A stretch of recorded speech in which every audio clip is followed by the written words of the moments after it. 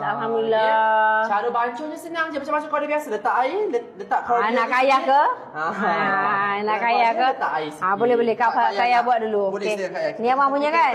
Okey, jap Okey, kita tunjuk dulu Mula-mula kita masukkan ais dulu. Kak ya, jap. Kak nervous. Take tu. Mula-mula masukkan ais dalam ni. Satu. Yang kedua, masukkan lagi ais. Seperti biasa tak nampak Kak ya dalam ni. Okey.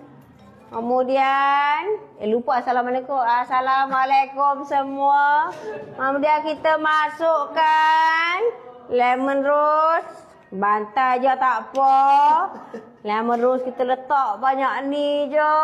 Nanti korang nampak ke tak. Yang penting Kak Ayah masuk.